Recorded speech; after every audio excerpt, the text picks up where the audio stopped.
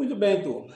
Então, nós vamos dar sequência ao nosso conteúdo aí de processo de trabalho e hoje nós vamos falar da figura da competência no processo trabalhista, né? Os senhores já estudaram a figura da competência em outras matérias processuais, inclusive já tiveram teoria geral, já tiveram também a processo civil, né? E os senhores aprenderam lá que a questão da competência ela é ligada a uma questão tanto funcional quanto a uma questão material, no sentido de qual matéria, né? Existe uma divisão do Poder Judiciário, nós até já falamos isso aqui, que o trabalho, o direito do trabalho, ele tem dedicado a ele uma divisão do Poder Judiciário específica. Então, nós temos a Justiça Especializada do Trabalho, e quanto à matéria, nós já sabemos que a Justiça do Trabalho é competente para julgar as questões relativas à relação de emprego, né, e à relação de trabalho, e os senhores sabem também a competência pode se dar em razão da pessoa. Então, tudo aquilo que os senhores aprenderam sobre competência no processo civil, em termos de regra geral, né, teoria geral do processo, se aplica ao processo do trabalho. O que acontece é que aqui no processo do trabalho, nós teremos algumas regras específicas, né, da competência. E a primeira coisa que eu queria chamar a atenção dos senhores hoje é para o fato da nossa bibliografia. Quando os senhores forem fazer o estudo, né, da matéria objeto da nossa aula aqui de competência, os senhores se atentarem que houve uma alteração na competência da Justiça do Trabalho em 2004, e olha que está longe, né? São 16 anos que aqui a gente está falando, mas é uma alteração em razão da emenda constitucional 45 de 2004, que historicamente é importante a gente lembrar, porque essa emenda constitucional 45, ela alterou, né, de uma forma assim profunda, de uma forma bastante significativa, a figura da competência do processo de trabalho. Então, quando a gente fala de competência, nós estamos falando tudo aquilo ligado ao objeto do processo trabalhista, e estamos falando de uma previsão regulamentada expressamente na Constituição Federal, através do artigo 114, é a competência em razão da matéria, e essa competência em razão da matéria, já falamos que a competência é do Poder Judiciário Trabalhista, né? Então existe um órgão judicial próprio, Poder Judiciário destacado pela Justiça do Trabalho, e lá no artigo 114, os senhores encontrarão a competência da Justiça do Trabalho, o que ela pode conhecer, processar e julgar, né? Um detalhe importante, quando eu falava aqui dessa questão histórica da emenda constitucional 45, é porque é o seguinte, pessoal, até essa emenda constitucional 45, a Justiça do Trabalho, ela não tinha, né, competência para julgar algumas questões, por exemplo, dano moral, acidente de trabalho, né? Então havia uma limitação dos litígios, né, dos tipos de controvérsias que a Justiça do Trabalho podia conhecer mesmo no âmbito trabalhista. A partir dessa emenda constitucional 45, por isso que ela é um grande marco para a competência no processo de trabalho, nós passamos a ter a ampliação dessa competência e o artigo 114 da Constituição Federal passa a ter a redação que a gente conhece hoje, né? Então, quando você pega lá o artigo 114, você vai ver lá 9 incisos, né? E todos os seus parágrafos, são 3 parágrafos, e aí os senhores verão, né, que a Justiça do Trabalho ela passa a ter uma abrangência maior, uma competência, né, mais afeta as garantias e objeto, né, em termos de fatos, acontecimentos, objeto dos contratos de trabalho. E aí passa tudo isso a ser de competência dos órgãos da Justiça do Trabalho, do Poder Judiciário Trabalhista. Então, quando eu falo em competência em razão da matéria, no processo do trabalho, eu estou falando, né, daquela competência que é definida em lei, em razão da natureza da relação jurídica material que é levada, que é questionada, deduzida em juízo, né? Vejam os senhores, como eu disse, que quando a gente fala de competência material, e a competência material da Justiça do Trabalho, quem fixa ela é aquilo que o processo traz, né, enquanto causa de pedir e próprio pedido. Se a causa de pedir e o pedido for de matéria típica, jurídica, relação jurídica material trabalhista, será de competência da Justiça do Trabalho. Então, vejam os senhores aqui que essa competência, né, ela é definida a partir do momento que o autor da demanda deduz em juízo algum pedido cuja relação material entre ele, autor, e o réu reclamado, né, é de natureza trabalhista. O Poder Judiciário tem um órgão que julga isso, a competência é da Justiça do Trabalho. A Justiça do Trabalho é o órgão, né, é a justiça especializada em causa trabalhista, correto? Então, essa nossa competência material, ela é delimitada pelo objeto, né, do processo, aquela razão, né, que leva a pessoa à justiça, desde que seja decorrente de ação oriunda, relação, contrato de trabalho, relação de emprego, né, e relação de trabalho de um modo geral. E essa alteração e essa abrangência toda, ela vem com esse artigo 114 da Constituição Federal, que a gente, inclusive, transcreveu lá na aula texto para os senhores, né? Lembrando que, quando a gente fala em competência, no caso da matéria objeto do processo, os pedidos deduzidos em juízo, não serem de natureza trabalhista, não terem relação material com o direito do trabalho, em relação à matéria, a gente vai dizer, então, que a Justiça do Trabalho ela é absolutamente incompetente, né? Ou seja, não será possível que a Justiça do Trabalho se manifeste sobre uma causa que não seja de competência trabalhista. Por exemplo, imaginem os senhores, se um advogado presta serviço para um cliente e efetivamente ele firma com esse cliente um contrato de honorário, ele não poderá cobrar, fazer a execução dessa cobrança de honorários lá na Justiça do Trabalho. A Justiça do Trabalho é incompetente para esse tipo de processo. Então, a título de exemplo aí para os senhores, correto? Então, como eu dizia aqui, os senhores vão encontrar lá no artigo 114, né, toda a relação das matérias afetas às relações trabalhistas e que são objeto de processamento e julgamento pela Justiça do Trabalho. O primeiro inciso lá vai falar das ações, né, que decorrem da relação de trabalho, e aí não interessa se é ente de direito público externo, se é da administração pública direta ou indireta, da União, dos Estados, do Distrito Federal e dos municípios, plenamente possível, até porque os senhores já sabem que existem pessoas que trabalham para entes públicos, porém têm vínculo seletista, né? Não necessariamente todos terão, por exemplo, o vínculo de servidor, porque existem alguns que ainda são chamados de empregados públicos, os senhores já estudaram isso quando estudaram Direito do Trabalho 1, então aqueles que têm vínculo com o Estado, porém seletista, caso tenham alguma coisa para demandar, seja esse vínculo com a União, com o Estado, com o Distrito Federal, com o município, essa demanda, em razão da natureza jurídica, né, do contrato que existe, seletista, será de competência da Justiça do Trabalho, correto? Nada de novidade aqui, aquela figura do empregado público que nós conhecemos desde o direito material, direito do trabalho 1, né? Vocês já aprenderam lá, quando vocês estudaram o empregado e o empregador, correto? Então, aqui, essas ações são de competência da Justiça do Trabalho. Ação que envolva exercício do direito de greve. Nós sabemos que toda vez que houver qualquer tipo de discussão jurídica cujo objeto for o exercício do direito de greve, a competência é da Justiça do Trabalho. Ação sobre representação sindical, né? Seja entre sindicatos e trabalhadores, seja sindicatos e empregadores, seja entre sindicatos, né? Categoria econômica, categoria profissional.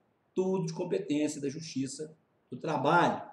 Se houver alguma matéria sujeita à jurisdição trabalhista, matéria de natureza do trabalho, que em razão dela seja necessária a interposição de mandado de segurança, de habeas corpus ou de habeas data, a competência também será da Justiça do Trabalho. Professor, habeas data?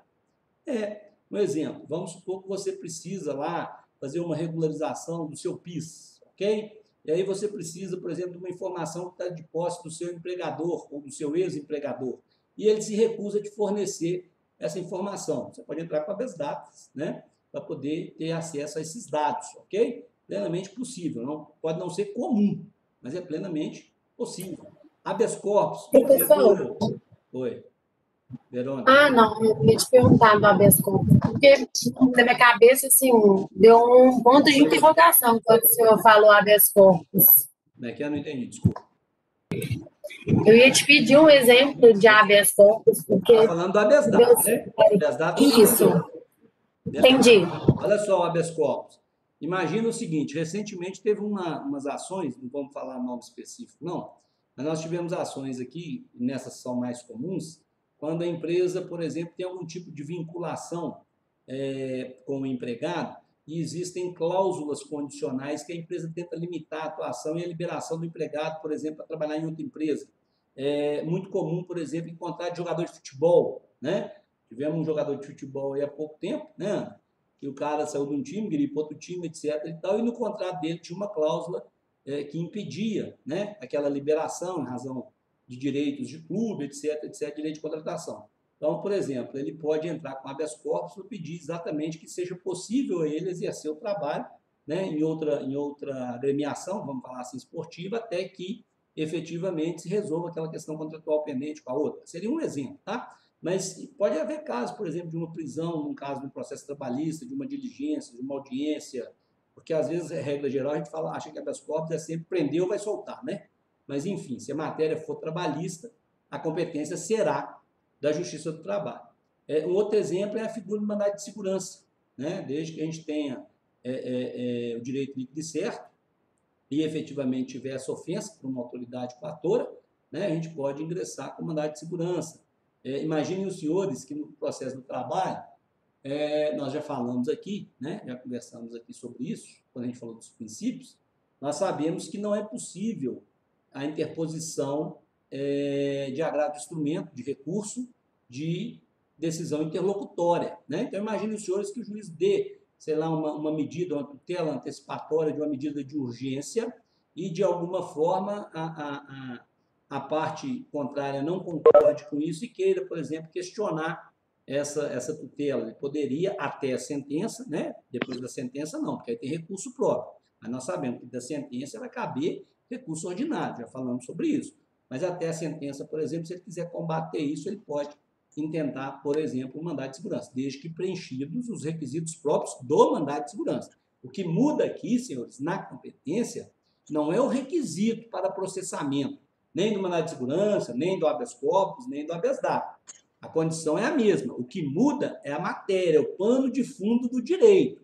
Se for pano de fundo, direito, ligado à relação do trabalho, trabalhista, de competência da Justiça do Trabalho, relação de trabalho, relação de emprego, a competência será da Justiça do Trabalho.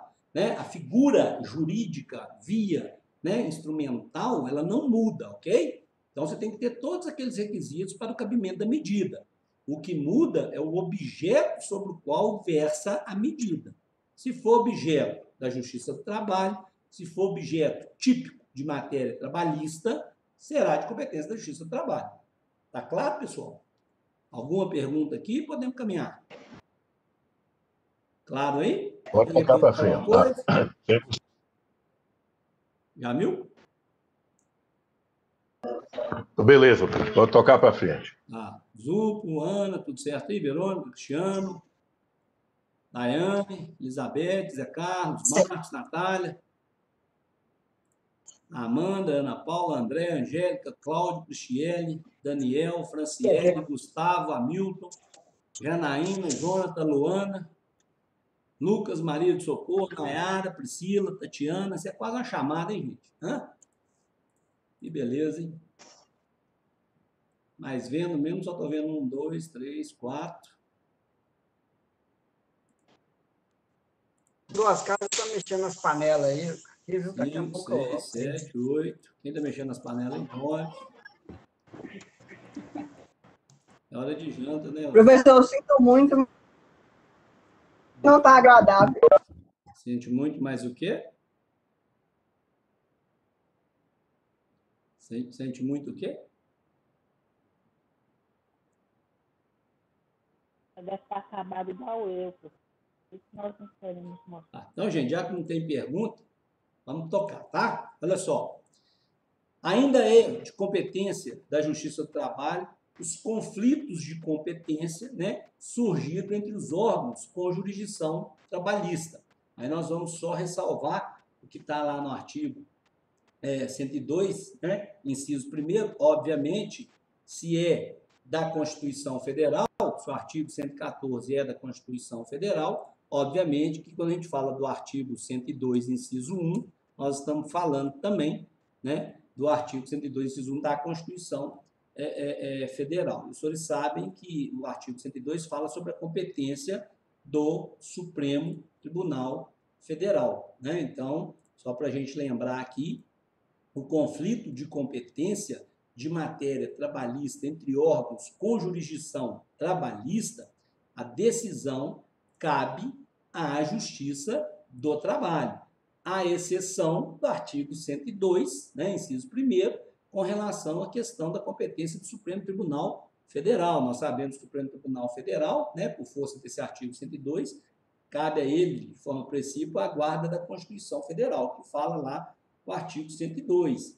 E aí, esse inciso primeiro do artigo 102, ele tem uma linha, que é a linha O, que vai dizer que quando houver conflito de competência entre o Superior Tribunal de Justiça e qualquer tribunal, ou entre tribunais superiores e qualquer outro tribunal, a competência é do Supremo Tribunal Federal. Por óbvio, né? Porque ele é que tem, vamos dizer assim, condição e território em toda a jurisdição nacional e, obviamente, é a instância maior do nosso Poder Judiciário. Então, vamos só ressalvar essa questão de competência, conflito entre tribunais superiores, vai para o Supremo. Fora isso, né, os demais conflitos são próprios da Justiça do Trabalho, ela que vai julgar. Dá um exemplo aí, professor, né? A gente gosta muito de exemplo, né, Verônica? Ó o exemplo.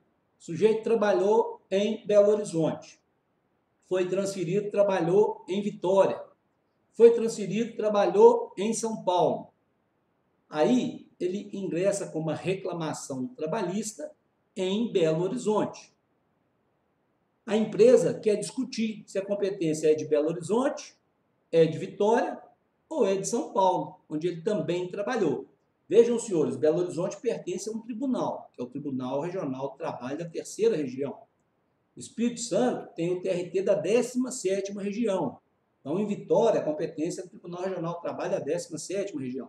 Se for São Paulo, capital, a competência lá será do Tribunal Regional do Trabalho da 2ª Região. Então, esse conflito de competência, né, caberá, obviamente, ao próprio TST, que vai julgar, porque abrange 3 tribunais, ele vai discutir qual é, de fato, o tribunal que terá competência, a Justiça do Trabalho que terá competência de qual localidade para julgar aquele processo. Um outro exemplo, o sujeito trabalhou em Betim, contratado em Belo Horizonte e trabalhou também em Contagem. Ele entra com a reclamação trabalhista em Belo Horizonte. A empresa alega que teria que ser Contagem, por exemplo, ou Betim, né? Haverá um julgamento para definir se a competência é de um ou de outro. A própria Justiça do Trabalho é que define. Então, nada de segredo nisso aqui não, tá certo? Beleza? Podemos seguir? Ó, ação de indenização por dano moral ou patrimonial. Como eu falei com os senhores, até a emenda constitucional 45, essa competência não era da Justiça do Trabalho. O sujeito tinha um problema trabalhista, né? No seu vínculo empregatício lá, na sua relação de trabalho, na sua relação de emprego. E aí, ele queria interpor uma ação pedindo dano moral ou dano material. O cara trabalhava na empresa, sofreu um acidente, por exemplo, em razão desse acidente ele teve uma perda da capacidade dele de trabalhar e ele quer, então, em razão dessa perda, ele quer cobrar, por exemplo, um dano material, porque o salário dele, depois que ele foi mandado embora, diminuiu, ele não consegue mais ter a mesma renda, quer cobrar um dano moral, quer cobrar talvez um dano estético, ele perdeu, sei lá, a ponta do nariz, né? Um exemplo assim, só para ter uma ideia. E aí, essa ação, né, essa reclamação trabalhista, hoje, não tem dúvida, ela é de competência da Justiça do Trabalho, mas houve um tempo, antes da emenda constitucional 45, que se discutia, né? E essa competência era ainda das varas cíveis. Então, o cara tinha uma reclamação trabalhista, uma ação trabalhista, de matéria trabalhista no juízo cível, né? Durando lá 20 anos, ação de acidente de trabalho. Nós tivemos a oportunidade de advogar numa ação de acidente de trabalho que ela durou 18 anos. E ela durou 18 anos porque 12 foi na Justiça Comum, depois transferiu para a Justiça do Trabalho, e aí é que ela conseguiu em 6 anos ser resolvida, né? mas em 12 anos na Justiça Comum ela não chegou nem a ter sentença. E eu não estou criticando a Justiça Comum, não, tá? É só um exemplo concreto, um caso real, que a gente chegou a atuar nele. Então, por aí vocês têm uma ideia de como isso era complicado, né? Mas, enfim, fato é que hoje, dano moral, assédio sexual, assédio moral, e aí também os senhores sabem a diferença de dano e de assédio, né? Não é matéria minha, mas vocês sabem, porque é direito civil, né? Vocês são craques nisso aí, sabem tudo. Então, ó, dano moral, assédio sexual, dano patrimonial, acidente de trabalho, tudo competência da Justiça do Trabalho, correto? Penalidade administrativa que o empregador receba, seja imposta contra o empregador em razão de alguma fiscalização de órgão da Justiça, de órgão das relações de trabalho, por exemplo, Ministério Público, né? O Ministério Público foi lá, fez uma fiscalização, gerou uma autuação, foi imposta uma penalidade administrativa ao empregador, o empregador fez o recurso administrativo, esse recurso administrativo, por exemplo, não foi provido e ele quer ir para a Justiça. Onde que ele vai discutir isso? Lá na Justiça do Trabalho. Correto? Por quê? Porque a matéria é de trabalho, matéria trabalhista, né? O objeto da autuação, da infração ou do que for é justamente decorrendo da relação de trabalho. Execução de contribuição social. Senhores, a contribuição social que a gente fala aqui, aí vamos lembrar, né? Vocês já foram aluno de quem? Boechat, tributário? Quem que dá aula de tributário? É o Boechat, não? Não? Não é o Du, Quê? o Eduardo. Du? Tributário é o Eduardo. Quem que é Du? Eu não conheço Du. Ah, é o Eduardo. O senhor Eduardo Puglia? Não, Isso. Professor, pelo amor de Deus. meu amigo, tá? Fala mal dele, não meu ponto. Viu? Você falar que ele é baixinho, careca, eu falo hoje ainda. Ó, Nossa, ele é um fofo, prof. aí, excelente professor, profissional também, tá? Gosto muito dele. Ó, então, olha só, vamos entrar um pouquinho na área dele aí, ó, né? As contribuições sociais que os senhores já estudaram lá em direito tributário, os senhores sabem que elas são várias. Dentre elas, existe uma que é de natureza previdenciária, que é aquela que está lá no artigo 195 da Constituição Federal. Então, observa, são aquelas destinadas à previdência social, correto? INSS, recolhimento ao INSS. Então, observem aqui, pessoal, olha só. O sujeito entra com uma reclamação trabalhista. Se ele quiser cobrar da empresa contribuições ao INSS em razão do contrato de trabalho que não foi recolhido, ele é funcionário da empresa lá, da Daiane, há 3 anos. E aí ele quer cobrar o INSS que a empresa não vem recolhendo nesses 3 anos. Aí ele entra na Justiça do Trabalho para pedir que a empresa seja obrigada a pagar o INSS. Essa ação não é de competência da Justiça do Trabalho. Essa ação tem que ser lá na Justiça Federal, né? Aí tem a questão de legitimação ativa, que nem vai ser o empregado, mas enfim, não é de competência o objeto da Justiça Trabalhista. Então, quando a gente fala aqui na competência material da Justiça do Trabalho, no artigo 114, sobre as contribuições sociais voltadas à Previdência Social, nós estamos falando daquelas que decorram, que sejam devidas, né? Ó, fato gerador, hein? Direito tributário, ó, né? Cujo fato gerador seja sentença trabalhista. Então, vamos lembrar aqui, viu, JC? Aquele, de novo, direito material lá do primeiro período, né? Nós estudamos lá no direito material do trabalho 1, do primeiro período, sobre salário e remuneração. Aí nós aprendemos que existem 2 tipos de parcela, 2 formas, né? 2 espécies de parcela trabalhista. Uma de natureza salarial, uma de natureza indenizatória. Já conversei com os senhores aqui esse semestre sobre isso. E aí eu falava lá, Cristiano, o seguinte, que a parcela salarial, aquela que tem uma contraprestação, por exemplo, todo empregado recebe hora extra. Essa afirmação minha está correta? Não está correto. Só recebe hora extra o empregado que trabalha em horário extraordinário, para além daquele que o salário remunera. Não é isso? Beleza. Então, isso é uma parcela salarial. Quando o meu empregado faz hora extra, ele tem direito de receber a parcela trabalhista chamada adicional de hora extra, pagamento de hora extra com adicional de hora extra. Então, ele vai receber o número de horas que ele trabalhou para além da jornada contratada e vai receber essas horas com um acréscimo. Já sabem, né, Ana? No mínimo 50% sobre o valor da hora normal. Pronto. Essa parcela ela é uma parcela de natureza salarial. Então, o que vai acontecer com ela? Ela terá incidência de INSS, porque a parcela salarial ela é sujeita à incidência do INSS, incide INSS sobre toda a parcela salarial. Então, quando a sentença trabalhista reconhecer e condenar a pagamento de parcela salarial, parcela da qual decorra incidência de contribuição social, haverá incidência de INSS. Então, quando o Jamil pegar esse processo lá na execução de sentença e fizer o cálculo, né, ele vai fazer o cálculo lá e ele vai apurar o valor da parcela, os reflexos, dentre os reflexos, a incidência do INSS. E aí, se por acaso o empregador não quitar esse INSS devido, a Justiça do Trabalho tem competência para executar esse INSS. Vamos supor que o empregador vai lá, faz um acordo com o empregado, né? Fez a liquidação, fez o cálculo, quanto que dá? Ah, dá 60 mil. Aí a empresa fala assim, ó, vou te pagar aqui 45 e tal, o empregado aceita, é feito um acordo, correto? Mas tem que se pagar o INSS sobre a parcela salarial. A empresa não paga. Paga o empregado, não paga o INSS decorrente da parcela salarial, objeto de condenação. Cabe à Justiça do Trabalho a execução desse INSS. Qual? A contribuição social para a Previdência devida em razão da parcela reconhecida por sentença. O INSS mensal do contrato de trabalho de 3 anos que nunca foi recolhido, a Justiça do Trabalho vai executar? Não. O INSS sobre um adicional noturno, que a Justiça do Trabalho reconhecer. O INSS sobre um salário por fora, que a Justiça do Trabalho reconhecer.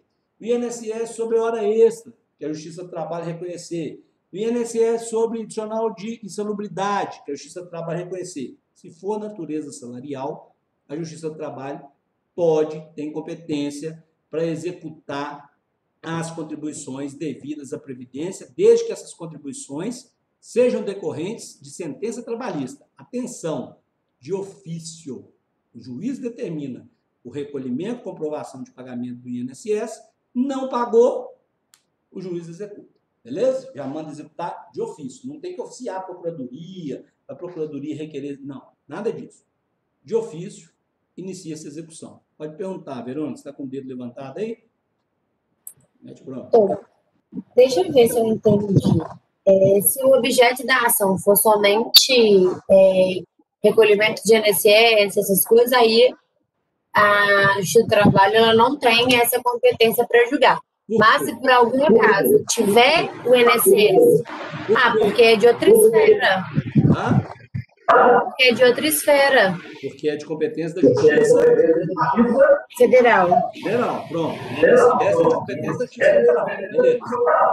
Mas se por algum acaso tiver recolhimento do INSS em decorrente de uma verba salarial, aí a Justiça do Trabalho ela tem competência para executar. É isso? É isso. A gente está dando um exemplo aqui. A gente está dando um exemplo aqui da verba salarial, mas é toda verba que decorra recolhimento de INSS e cujo reconhecimento seja da Justiça do Trabalho. Olha só, você falou isso aí, Verônica, o Marcos está pensando aqui o seguinte, mas eu já vi uma vez um acordo trabalhista que foi feito de R$20 mil e houve recolhimento em razão dos R$20 mil, porque as partes declararam lá que uma parte era indenizatória e uma parte era salarial. Como o acordo foi homologado, e homologação de acordo equivale a sentença, se a empresa não pagar o INSS sobre aquela parte decorrente do acordo, que foi declarado como natureza salarial, a Justiça do Trabalho vai executar. Então, desde que o recolhimento da contribuição social devida seja decorrente de decisão, sentença em julgamento de mérito e homologação de acordo proferido pela Justiça do Trabalho, ela tem competência para cobrar aquela de contribuição social que decorre disso. Outras não, só aquela. Ficou claro aí? Beleza, Verônica? Podemos seguir? Beleza. Obrigada, professor. Nada. Vamos lá. Ou aí, esse último inciso aí é o melhor deles, né? Outras controvérsias decorrentes da relação de trabalho na forma da lei. Ainda escrevi para vocês aí, qualquer uma, né? Qual decorrência? Qualquer uma. O cara está com o notebook da empresa e não quer devolver, certo? Uma vez eu tive uma situação aqui, o sujeito veio trabalhar em Belo Horizonte, com uma proposta da empresa, a empresa trouxe ele de um outro estado, então ele veio com a família dele, e a proposta, além de salário, envolvia fornecer uma casa para ele morar com a família, um carro, para ele andar, um notebook, para ele trabalhar, acesso à internet, entre outras coisas. Aí ele ficou um determinado tempo, a empresa rescindiu o contrato com ele, ele simplesmente continuou morando na casa, andando no carro, usando o computador e não queria devolver, né? Aí a empresa teve que entrar com um processo para poder finalizar isso. Esse processo foi na Justiça do Trabalho, né? Porque era matéria trabalhista. Então, para vocês terem uma ideia da amplitude do que são as outras controvérsias decorrentes da relação de trabalho. Qualquer coisa, qualquer tipo de conflito, né, que tenha, como eu disse, pano de fundo de direito de relação de trabalho, relação de emprego, será de competência da Justiça do Trabalho. Está claro, senhores? Tranquilos? Ó, lembrando aí, Jamil, que quando a gente tem a negociação coletiva, está incluso aqui, né? Você tem a convenção coletiva, uma negociação coletiva entre sindicatos, por exemplo, para fazer a convenção. Acontece que eles não chegam, né, a um convencionamento. Aí nós sabemos, é possível entrar com o quê? Dissídio coletivo. Quem é que vai ter competência para o dissídio coletivo? Justiça do Trabalho, né? Aí existem todas as regras e as normas, vocês já aprenderam, o dissídio coletivo, né? As partes de comum acordo, a juízo, o dissídio de natureza econômica perante a Justiça do Trabalho, a ação no tribunal, competência originária do tribunal, nós já falamos aqui, né, sobre os órgãos da Justiça do Trabalho, aprendemos que existem competências originárias na segunda instância, por exemplo, dissídio coletivo, tudo isso está incluso aqui, né? Outra coisa importante que a gente precisa ressaltar quando a gente fala desse tipo de competência, ô Natália, é o seguinte, ó, se for caso de greve em atividade essencial, que tenha potencial para lesar, né, interesse público, pode o Ministério Público do Trabalho atuar. Lembra que nós falamos, quando a gente falou da estrutura da organização do Poder Judiciário, do Ministério Público do Trabalho, que faz parte do Ministério Público da União, né? Tem o artigo 83 da Lei Ordinária, Lei Orgânica, né? Lei Orgânica do Ministério Público da União. Lá no artigo 83, os senhores encontram a competência do Ministério Público do Trabalho. Então, imagine os senhores aqui, né? Já tivemos alguns exemplos aí, a greve dos Correios agora, recentemente, não sei se os senhores acompanharam, o TST deu uma decisão para que o Correio retomasse as atividades, sob pena da greve ser considerada abusiva e aplicar multa, etc. Já tivemos exemplo com professores, já tivemos exemplo com transporte coletivo, né? Alguns anos atrás aqui, questão de ônibus, transporte público entrou em greve, aí o tribunal foi lá, decidiu sobre a questão da greve, abusividade, impôs multa, determinou funcionamento mínimo, não sei quantos % da frota rodando e tal, etc. Então, só lembrando que tudo isso é abrangido pela competência material da Justiça do Trabalho. Perfeito? Correto? Até aqui, senhores, alguma dúvida? Tá, podemos caminhar mais um pouquinho ou vocês já querem fazer um intervalo?